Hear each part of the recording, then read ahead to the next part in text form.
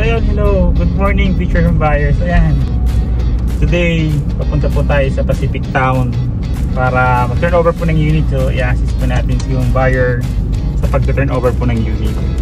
So share ko lang po, ito pong home buyer namin na is nag-reserve siya ng December 15, then turnover na po siya ngayon April. Pwede ma-imagine that sobrang bilis ang turnover dito sa Pacific Town. Sa mga naghahanap pa rin po ng ganito kabibilis na turnover ng mga bahay, sa mga nagmamadali, ito po yung mga pwede nyong gawing option dito sa Tresimar, Tres Cavite. So may mga units pa tayo dito sa Pacific Town.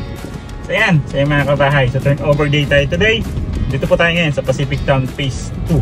So turnover po ng unit ng ating isang home buyer na nagtiwala po sa atin. Tara, sama-sama tayo dito sa pagka-turnover ng unit po.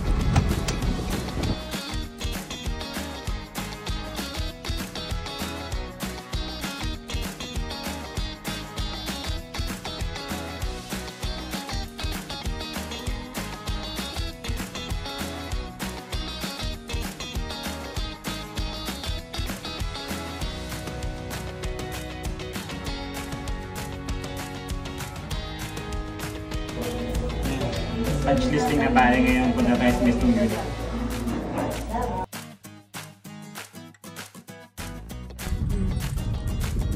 So ayan, tapos na po ang orientation mga future home buyers. Punch listing naman tayo today.